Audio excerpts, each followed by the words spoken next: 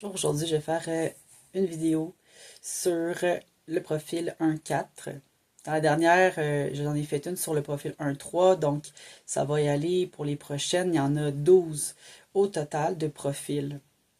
Et pour le Human Design, le profil, c'est la représentation, si vous voulez, du caractère principal, des caractéristiques principales de la structure énergétique. Donc, si vous étiez un personnage principal dans un film, alors vous auriez des caractéristiques qui vous définissent comme étant le personnage principal, et ces caractéristiques-là les plus fondamentales sont les informations qui vous permettent de vous identifier à votre profil. Donc, le profil, c'est, on va dire, une manière de vous exprimer dans le monde qui vous permettent d'être le plus possible dans votre plein potentiel, pour être dans une approche qui respecte fondamentalement vos limites énergétiques.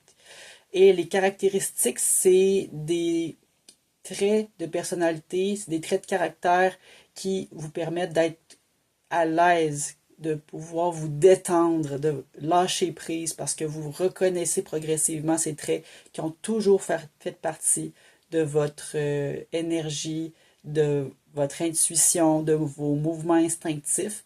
C'est quand vous commencez à vous accommoder à votre profil, c'est là que vous allez simplement ressentir une validation profonde, relaxante. Le 1-4, c'est un profil en général, et j'en connais quelques-unes de ces profils dans le sidéral en plus, mais c'est une énergie justement qui s'apparente beaucoup à la personne très sociale et en même temps très curieuse. Elle a une curiosité profonde de l'être humain, des connexions, et c'est inné en elle. C'est inné d'être entouré constamment. Ça peut être en ligne comme ça peut être en présentiel. C'est pas dans un but de nécessairement d'être dans un aspect introverti ou extraverti. Ça peut dépendre vraiment d'autres facteurs de la carte. Le 4 a une approche beaucoup plus connexion humaine. Donc le 1 et le 4 ensemble sont constamment en dynamique de fusion, d'apprendre ensemble à fusionner. Le 1, le premier chiffre de votre profil, c'est toujours le trait de votre personnalité. C'est ce qui fait partie de vos croyances, ce qui fait partie de vos euh, structures et vos schémas internes. Et souvent, elles sont inconscientes.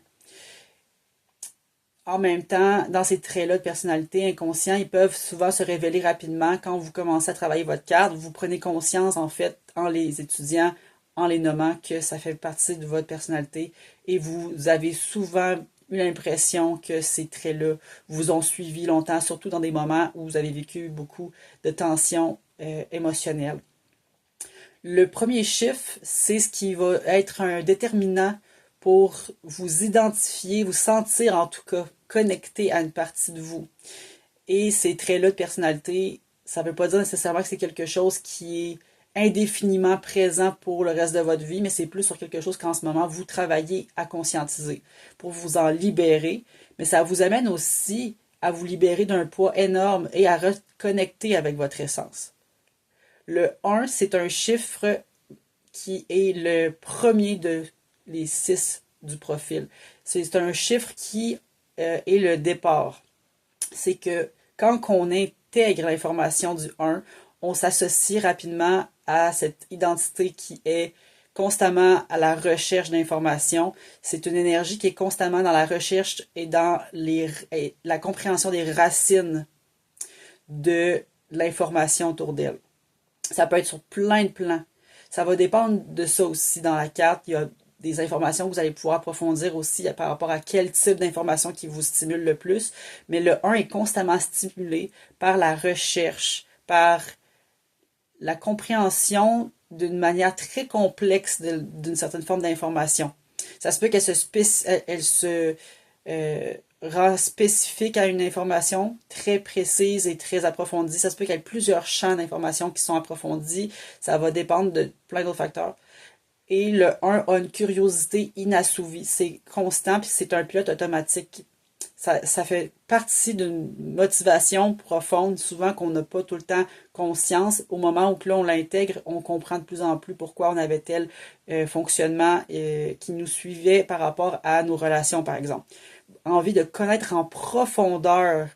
Et c'est de la recherche souvent qui peut être identifiée, par exemple, à des chercheurs. Littéralement, ça peut souvent être des personnes qui ont un travail associé à la recherche, associé à la compréhension de systèmes, de concepts, des recherches scientifiques comme de la recherche psychologique sur des thématiques des relations humaines, c'est des sujets très variables. Et c'est exactement pour ça que j'ai commencé à étudier le human design il y a quelques années, c'est que j'avais tellement c'est comme si c'était un besoin viscéral de comprendre à la racine ce système-là parce que j'avais tellement besoin de vivre l'expérience, puis de vraiment le ressentir, puis j'avais vraiment envie de comprendre si ça fonctionnait vraiment. J'étais tellement curieuse à l'époque quand j'ai commencé à étudier, et c'est venu tellement naturellement.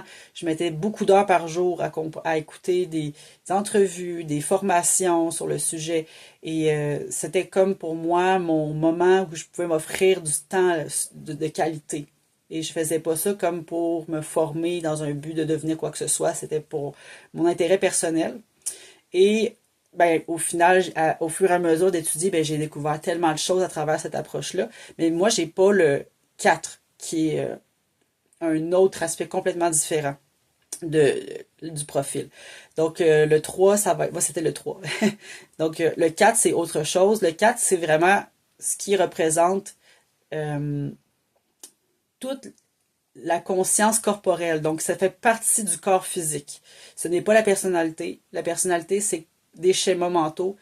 Le corps, c'est l'ADN. Donc, c'est ce qui se trouve dans la matière physique. C'est ce qui fait partie de vos cellules et de votre ADN qui veulent se libérer d'une forme énergétique. Et quand on contemple les schémas, quand on contemple la dynamique du corps physique, du design qu'on va appeler, bien là, on va vraiment permettre de conscientiser aussi des aspects corporels de notre corps physique, de nos couches émotionnelles, de nos couches instinctives, de qu'est-ce qui est dans l'ADN et qui veut se libérer. Souvent, c'est dû à l'éducation, c'est dû à la culture, c'est dû à des blessures transgénérationnelles. Donc, ça fait souvent partie du corps physique aussi. Ça peut aussi en faire partie de la personnalité, mais c'est majoritairement dans le corps physique et c'est inconscient. Donc, ça, souvent, on est moins conscient de cet aspect-là de notre être. On va probablement plus se le faire dire par notre entourage qu'on a ce genre de comportement-là que nous-mêmes qui vont en prendre conscience. Donc, ça prend plus de temps avec les années qu'on étudie, quand on fait des essais puis on expérimente, de vraiment connecter à cette partie-là de notre corps physique. Le 4, c'est un aspect physique d'un corps qui est constamment dans la connexion. Donc, ça ne veut pas dire pour autant que la personne a envie constamment d'être avec les personnes, d'être en connexion.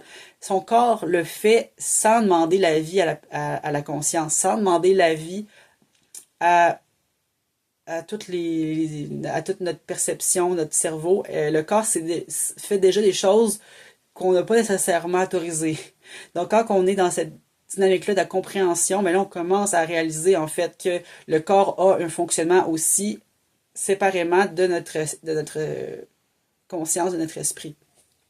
Le 4, il est constamment en mouvement vers des connexions pour connecter de personne en personne, l'envie constamment de créer des réseaux autour d'elle, autour de son corps, a besoin de sentir qu'il y a une synergie de groupe constamment, puis c'est souvent des personnes qui ont des forces, des grandes capacités de créer des réseaux sociaux, créer une communauté, créer une dynamique d'équipe. Ça ne veut pas dire nécessairement que c'est des leaders, mais c'est des personnes qui ont vraiment une force pour créer des connexions puis de vraiment aligner ces connexions-là pour que ça crée justement une communauté, une tribu, et souvent ça peut être ça peut être une petite communauté, c'est pas nécessairement obligé d'être un groupe, un festival ou un immense réseau en ligne, ça peut être simplement un petit groupe d'amis qu'on a autour de nous, ça peut être une petite communauté de peut-être une vingtaine de personnes, ça peut être une équipe de travail avec qui on travaille à notre emploi.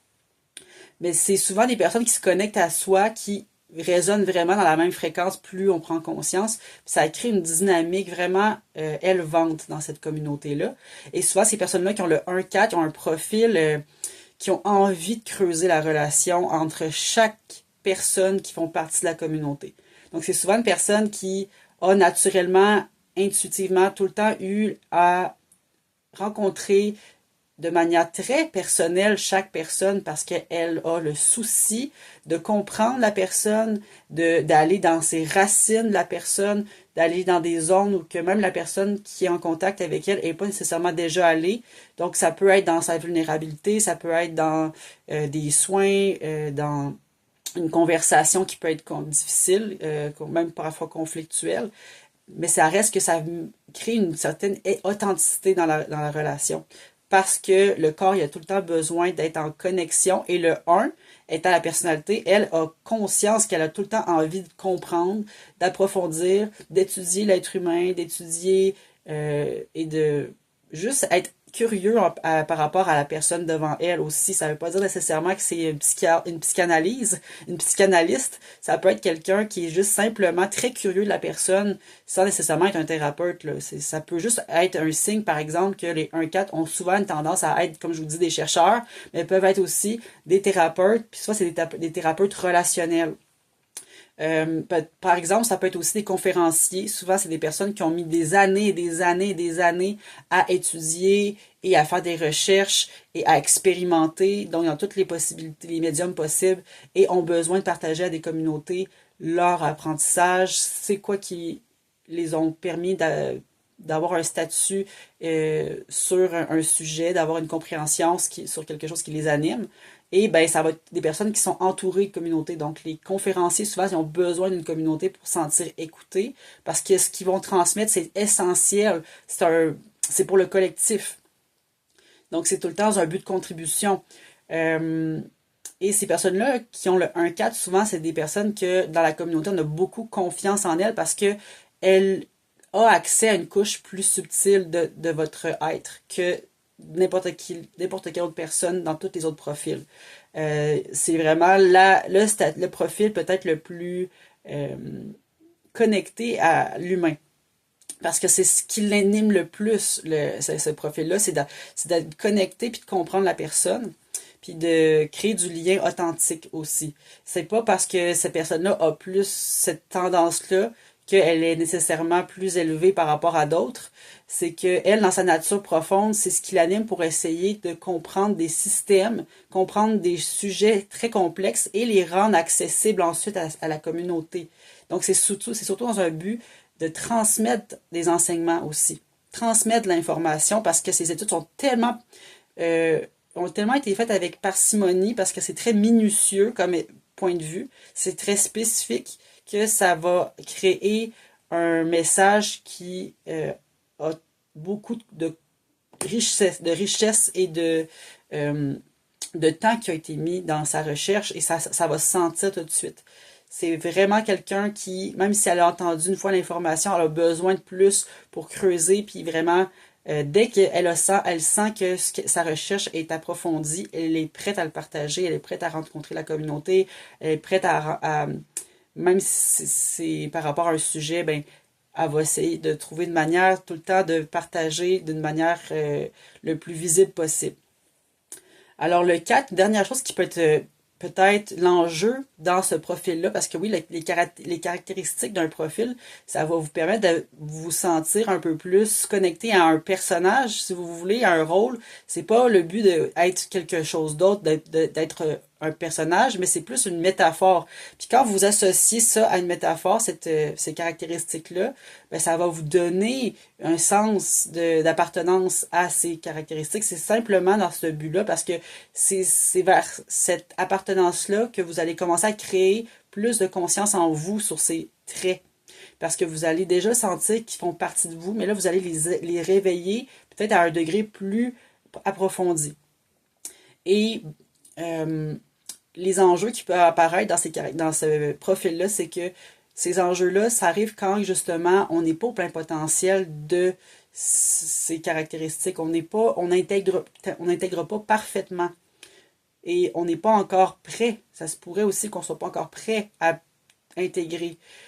Mais l'enjeu qui peut bloquer principalement quand on n'est pas encore capable de bien saisir puis de vraiment se sentir dans son plein potentiel par rapport à ce rôle-là ou ces caractéristiques-là, surtout ces caractéristiques, c'est que ben, l'enjeu du 1, c'est que la personne peut constamment être dans la peur de s'exposer, dans la peur de partager, dans la peur de montrer ce qu'elle connaît, parce que c'est jamais le bon moment, c'est jamais assez approfondi, c'est jamais assez valide dans sa vision, il manque de l'information, c'est pas encore prêt, c'est tellement long que ça peut finalement ne jamais être vu de tous et toutes, et ça peut créer une espèce de cercle vicieux parce que la personne elle reste seule avec ses idées, puis elle reste seule avec ses recherches, avec sa compréhension de ce qu'elle a travaillé sur des très longues périodes de temps.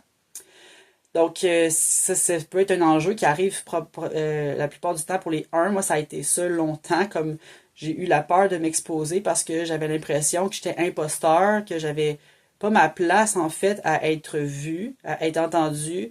Peur que peut-être je me fasse justement juger, puis qu'on finalement, on me prenne pour quelqu'un que finalement, moi, j'associe pas à ça, tu sais, qu'on me trouve des traits qui sont peut-être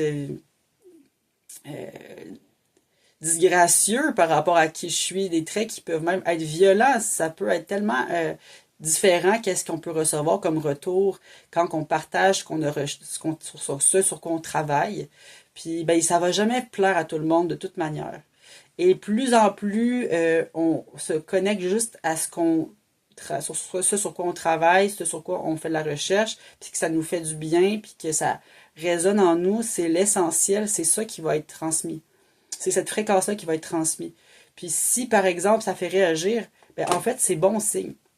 Parce que la personne, souvent, qui réagit, ben, peut-être qu'elle est justement en train de réaliser qu'elle comprend une nouvelle chose et elle a un nouveau point de vue, une nouvelle prise de conscience, puis ça peut créer des tensions, puis c'est normal, c'est très normal. C'est juste la chose la plus positive, en fait, que vous pourriez recevoir, c'est de voir que la personne réagit. Et tant mieux, ça veut dire que vous avez réussi. Vous avez réussi à amener de l'information qui est nouvelle. Et ça peut justement être, autant que ça peut faire ça, que ça peut créer cette tension-là, mais ça peut aussi créer des personnes qui sont vraiment autant curieuses que vous, qui viennent vous voir. Mais c'est vers ça qu'éventuellement aussi ça va vous amener, plus vous allez être dans votre fréquence. Et le 4, l'enjeu du 4, c'est que, vu que c'est le corps qui est complètement dans cette énergie-là, ce mouvement-là de vouloir connecter d'humain à humain constamment, puis de créer des réseaux, puis d'être attiré tout le temps par des groupes, puis que la personne, en fait, elle n'est pas consciente constamment que elle décide pas d'aller vers ça naturellement. Elle décide pas de créer par passion des réseaux naturellement. C'est vraiment quelque chose de tellement naturel, mais qu'elle s'en rend pas nécessairement compte que son entourage ben, écoute vraiment ce qu'elle partage et c'est vraiment souvent des personnes qui se rendent pas compte que ben, leur avis là, de ce qu'ils partagent, ça a vraiment un impact, puis les personnes autour d'elle, sa communauté, suivent vraiment ce qu'elle dit, puis prennent vraiment de l'importance sur ce que cette personne-là partage, en fait. Parce que le 4, dans le corps, quand c'est dans le corps physique, ça a une autre énergie parce que c'est magnétique. C'est pas quelque chose que vous allez dire tout le temps qui va attirer, mais ça va être dans votre corps. C'est que le corps va attirer des gens. Puis les gens ont besoin d'être en votre présence juste par votre champ énergétique. Puis vous, ben, vous n'allez pas nécessairement comprendre pourquoi ils sont tout le temps en train de graviter autour de vous, puis qu'ils vous prennent tellement au sérieux, puis qu'ils ont tellement besoin de vous écouter. Ben, c'est que là, vous allez réaliser, en fait, que vous avez un impact déjà en partant sur ce que vous dites, puis ce que vous partagez, puis que vous avez déjà cet enjeu-là, peut-être au départ, de réaliser ça, parce que vous allez peut-être dire, ben non, mais moi, j'ai pas je compte pas à ce qu'on m'écoute, j'ai pas nécessairement besoin que j'ai une communauté, j'ai pas nécessairement besoin que on prenne au sérieux puis que mon avis soit vraiment important pour un grand groupe de personnes ou une communauté. Ben en fait, c'est déjà le cas et vous allez commencer à simplement vous en rendre compte, plus vous allez poser des questions aussi aux personnes proches de vous parce que vous allez vous rendre compte que si vous leur posez des questions par rapport à ce que vous pensez de tel sujet, vous allez poser des questions sur votre propre approche dans la vie, sur votre propre philosophie, peu importe ça va être quoi, mais vous allez poser une question sur vous à une personne de votre entourage. Vous allez voir qu'elle va vraiment vouloir embarquer dans la conversation, puis en savoir toujours un peu plus sur ce que vous savez, malgré vous. Et ça se peut que ça soit quelque chose que vous savez, mais que aussi vous faites dans le corps, que vous pratiquez à tous les jours. Ça peut être quelque chose qui est très corporel comme connaissance aussi. Donc, ça peut être un petit enjeu parce qu'au début, on se demande, mais comment ça, tu sais, moi? Pourquoi moi? Mais en fait, c'est pas que vous êtes élu de quoi que ce soit, mais c'est juste que on a vraiment besoin d'être proche de vous et de vous écouter parce que votre avis est vraiment important. Et votre avis a une très grande valeur parce que vous incarnez quelque chose dans votre corps qui donne envie de créer la confiance et la connexion humaine. Puis ça intéresse de plus en plus les personnes autour de vous. Ils ressentent vraiment cette connexion-là, puis cette sensation-là de connexion, de chaleur humaine. Donc, c'est tout ça qui est demandé à être pris en conscience dans le profil. Donc, vous allez constamment jouer un peu entre les deux pôles. Autant que vous allez tout le temps comprendre davantage votre côté chercheur, puis que vous allez continuer à mettre plus peut-être de passion dans ça, mais autant que votre cadre, vous allez commencer à le voir apparaître autour de vous. Vous allez commencer à sentir que la communauté est vraiment là. Vous allez réaliser qu'elle est vraiment avec vous depuis longtemps en plus. Ça peut être votre famille aussi, hein, ça peut être vos amis proches, mais c'est pas nécessairement obligé d'être des milliers de personnes. Mais vous avez un potentiel d'attirer beaucoup de personnes autour de vous. C'est ça le potentiel de votre corps 4. Alors voici, pour le moment, c'est ce que je peux vous partager pour le profil.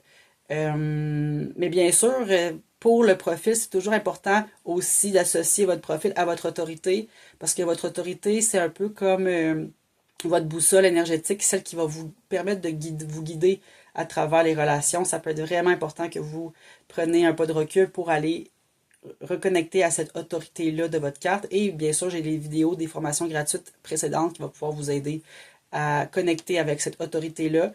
Puis ça va permettre aussi d'amplifier vos caractéristiques, votre personnage, si vous voulez, l'acteur principal qui est vous, l'héros du film, c'est vous.